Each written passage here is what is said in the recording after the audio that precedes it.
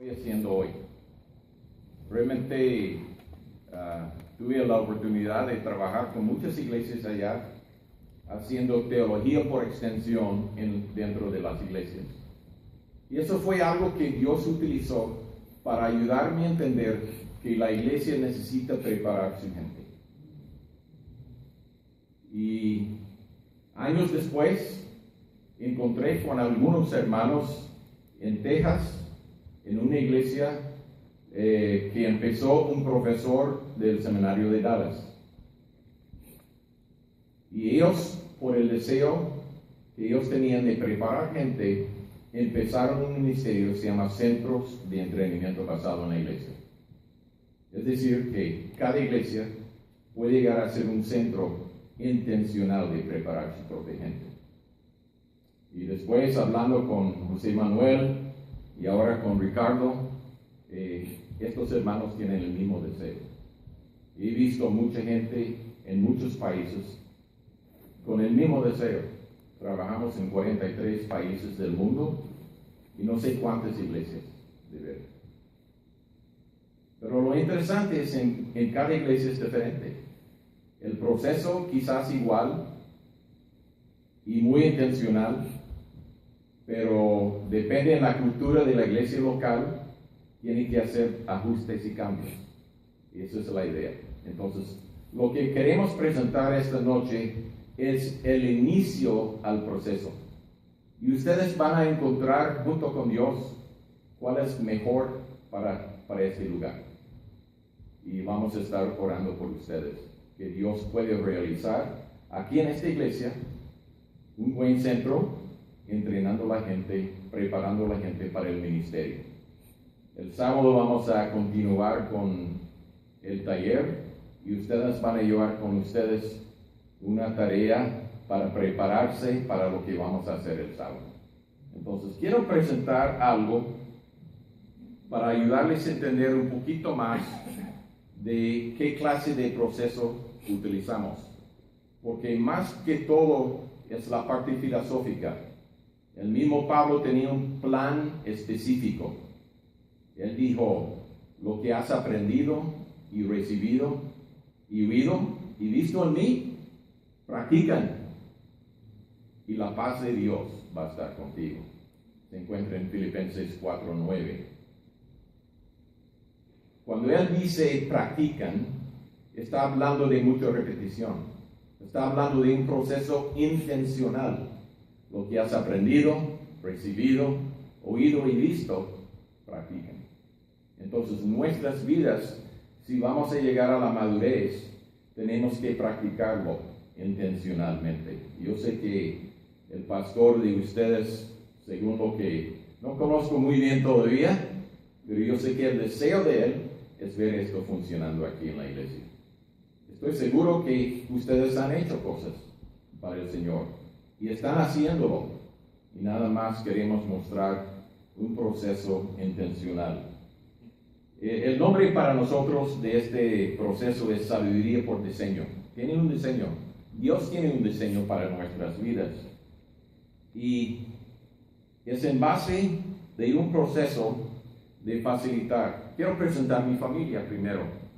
El pastor dijo que tenemos una mexicana como nuera en nuestra familia. Y ella se encuentra al lado izquierdo en la foto. Al lado mío es mi hijo Andrés.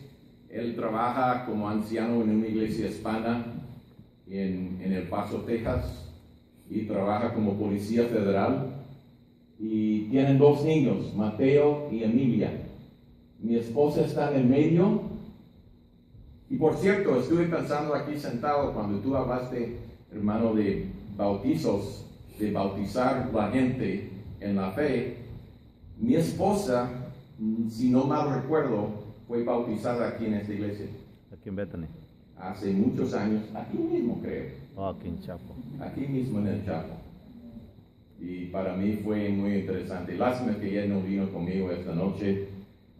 No pudo venir conmigo. Pero tenemos 44 años casados. Y mi hija está de este lado de la foto. Y ellos tienen 3 niños, yo digo los 3 chiflados. 3 muchachos. Y Su esposo es medio coreano y 25% cherokee, indígena, de aquí de Estados Unidos. Entonces tenemos una familia internacional. Pero para mí el gozo más grande que tengo es que todos anden con el Señor. Amén. Hasta el más chiquito ha entregado su vida a Cristo. Y cada vez que tengo oportunidad con Jude, el más chiquito, para mí es un gozo y un placer estar con él. Porque su mamá dice, mi esposa dice, Jude es igual que tu abuelo. Entonces siempre tengo que ayudarle y enseñarle, porque tiene un carácter muy fuerte, como yo tenía. ¿Por qué facilitar? ¿Cuál es la razón de facilitar? ¿Qué significa para ustedes la palabra facilitar? ¿Alguien quiere? Que sea más sencillo. ¿Cómo? Que sea más fácil, más entendible. ¿Más entendible? Sí. Guiar, dirigir. Guiar, dirigir. Proveer una oportunidad. ¿Cómo? Proveer la oportunidad. Proveer la oportunidad. ¿Qué más? Más eficaz. ¿Cómo? Más eficaz. Más eficaz, puede ser también.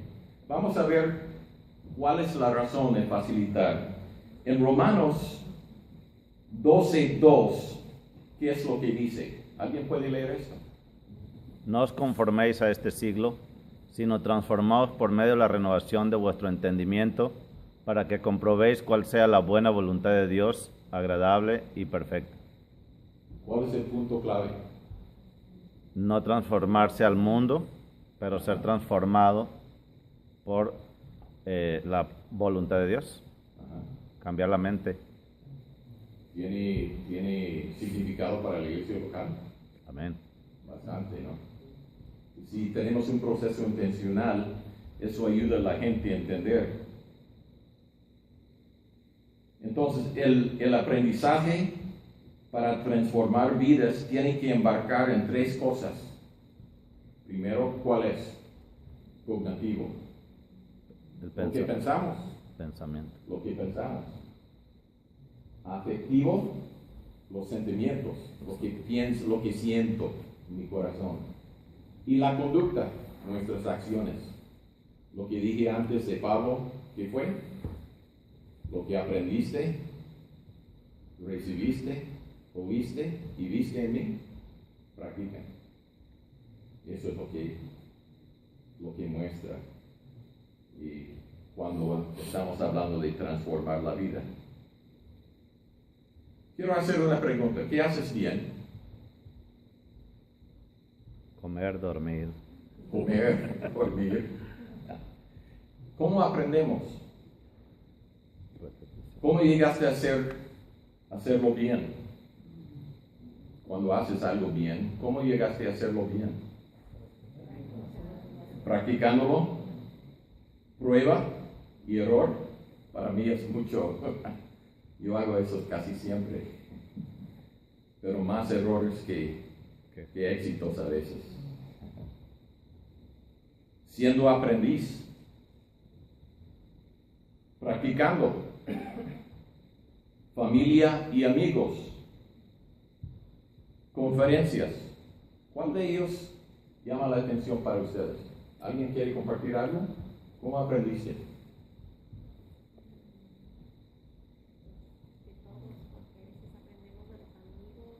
A veces practicamos lo que vemos o probamos lo que vemos, pero a veces no nos funciona a nosotros.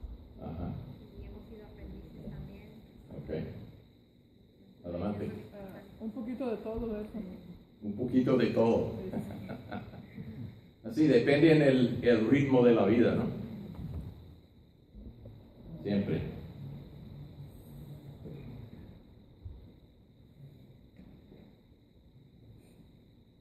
En conferencias, el método es transferir las notas del instructor a los cuadernos de los estudiantes sin que pasen por su cerebro. ¿Creen que es la verdad? A veces. Yo he visto, estuve hablando con José Manuel de eso y él dijo, no siempre.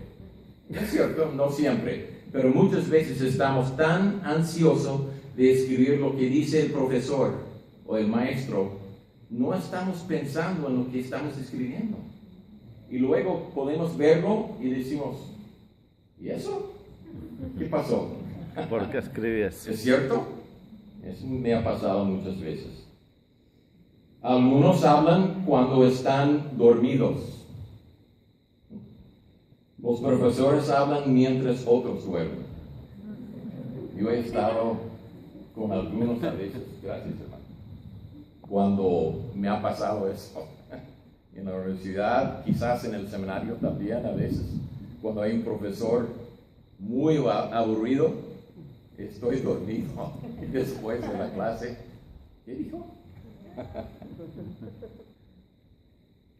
Sentarse pasivamente y tomar notas no es una manera de aprender. Sin embargo, así se enseña el 99% de las ocasiones. A mí pasó en la escuela. Fue muy aburrido para mí. No casi aprendí nada hasta después. Empecé a revisar lo que me dijeron y lo que tenía en los libros, y hablando con mis amigos y con la familia, empecé a aprender de qué manera. ¿Ustedes entienden ese término? ¿De qué manera? ¿No? Bueno, en Venezuela juegan mucho béisbol. Algunos son del norte de México. Algunos, sí. Juegan mucho béisbol, ¿no? Bueno, en Venezuela es el deporte más común. Y entonces, muchas veces cuando llegué a Venezuela no pude hablar nada de español. Empecé a jugar béisbol todos los sábados con los muchachos. Y ellos juegan un juego que se llama de caimanera. Y empiezan a jugar, y mientras que juegan el juego, empiezan a inventar las reglas. Entonces, al final tiene un desastre, porque las reglas no tienen sentido, nada. Pero así aprendí mucho de mis amigos, y aprendí el por qué. Porque un equipo quería ganar el otro, y inventaba reglas para perjudicar el otro grupo, y bueno, así es, ¿no? Entonces, aprendimos de muchas formas.